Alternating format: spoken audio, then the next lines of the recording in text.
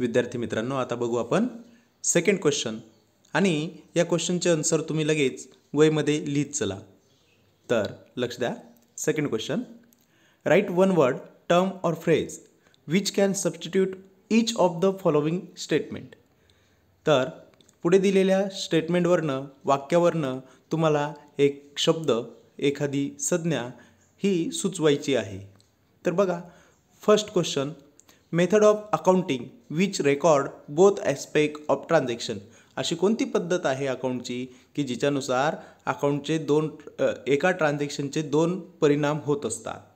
तर आपण आत्ताच बघितली डबल एंट्री सिस्टम.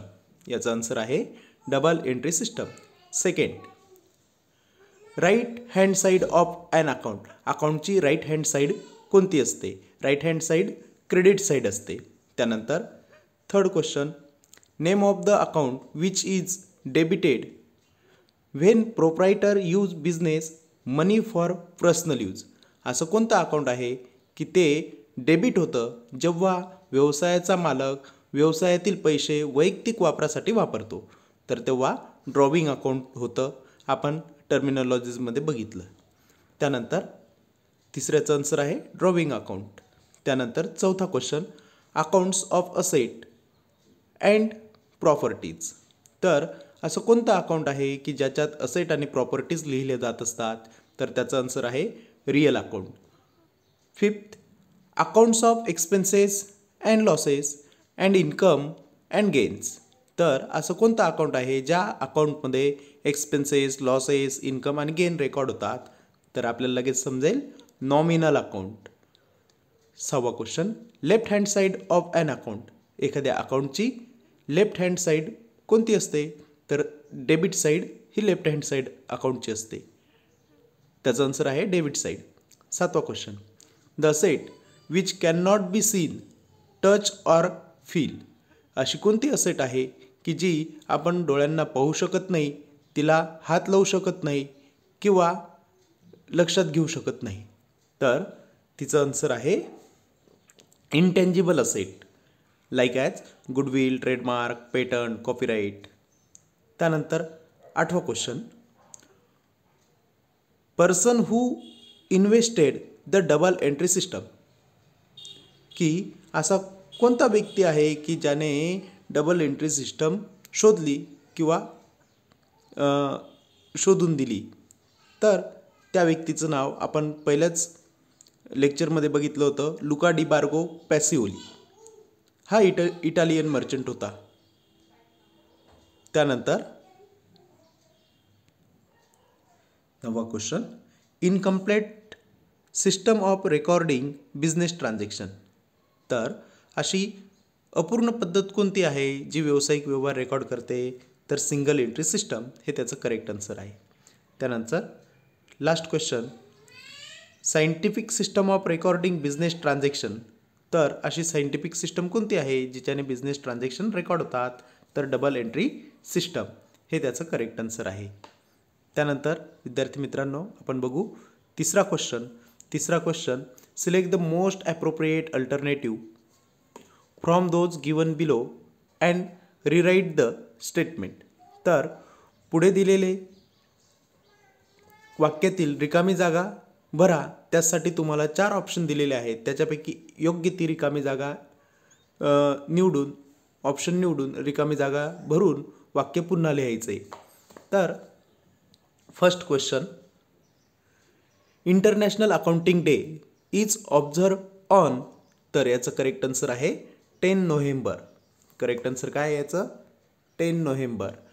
त्यानंतर second question, conventional system of accounting is.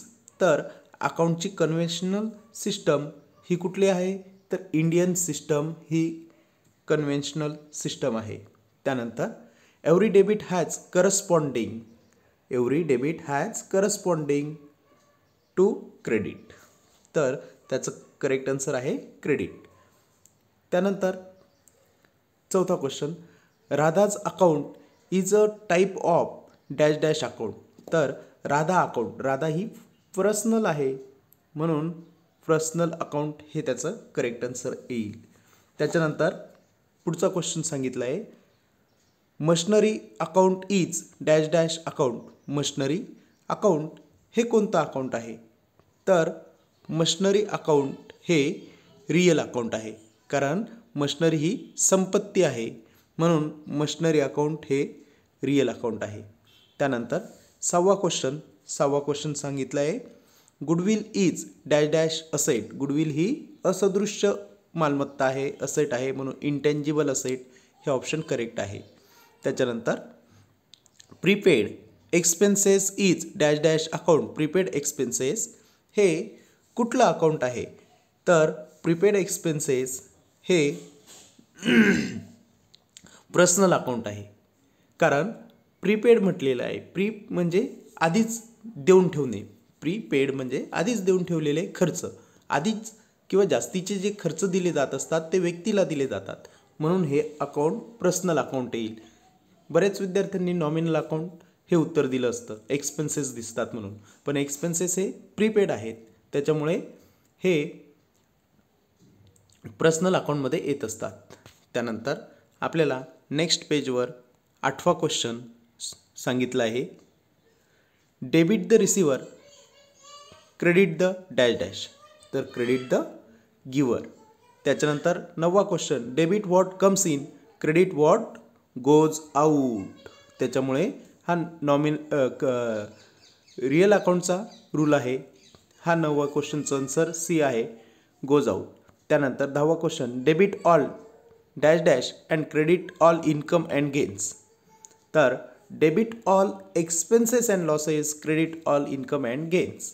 या पद्धतीने आपल्याला 10 रिकाम्या जागा आणि त्यांचे करेक्ट ऑप्शन निवडता येतील.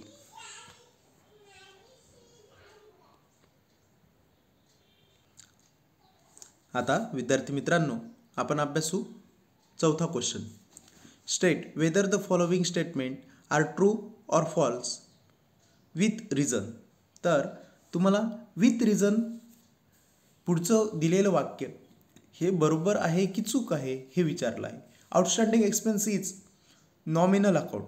आउटस्टँडिंग एक्सपेन्सेस हे नॉमिनल अकाउंट आहेत, तर हे स्टेटमेंट फॉल्स आहे, कारण amount payable to person is known as outstanding expenses in the business. As person is involved, outstanding expenses is nothing but personal account. That's why outstanding expenses is not nominal account. Outstanding expenses is a personal account. That's why it is false. Second, capital account is a real account. Capital account हे real account आहे का? आपल्याला सर्वांना माहिती आहे capital account हे काय आहे? Personal account. त्यामुळे capital account is a real account. याचं करेक्ट आन्सर आहे फॉल्स. म्हणून याचं रिझन तुम्ही देऊ शकतात, amount invested by the owner into the business in form of cash, goods or any type of asset, that's called capital. As owner is involved in the business or in that transaction, that's why capital account is a personal account. हे त्याचं reason तुम्ही सांगू शकतात. त्याच्यानंतर तिसरं, every debit has equal and corresponding credit. तर याचं correct answer आहे ट्रू, कारण प्रत्येक डेबिट हे त्याच्या क्रेडिट एवढीच अमाऊंट दाखवत असतं. तर याचं रिझन तुम्ही देऊ शकतात, as per dual aspect concept, that means double entry system. Every business transaction have debit effect with equal to his credit effect. That's why it is true. त्यानंतर चौथं, discount received is a nominal account. Discount received is a nominal account. हे सुद्धा answer काय आहे? True आहे, कारण discount मिळाला तर आपल्याला उत्पन्न मिळतं, इन्कम होतं, आणि इन्कम हे नॉमिनल अकाउंटमध्ये दर्शवतो, म्हणून याचं आन्सर ट्रू आहे. Discount received is an income for the business, therefore discount received is a nominal account. हेच आपल्याला इंग्लिशमधून असं सांगता येईल. त्यानंतर 5 number, discount account is a nominal account. आता फक्त डिस्काउंट अकाउंट हे नॉमिनल अकाउंट, पण डिस्काउंट रिसिव्ड की पेड? रिसिव्ड राहिला तर आपलं उत्पन्न होईल, आणि पेड राहिला तर आपले एक्सपेन्सेस होतील आणि एक्सपेन्सेस आणि इन्कम दोन्ही आपण नॉमिनल अकाउंटमध्ये दाखवत असतो. म्हणून याचं करेक्ट ऑप्शन हे फॉल्स आहे. कारण discount means amount withdrawn bye owner from business and owner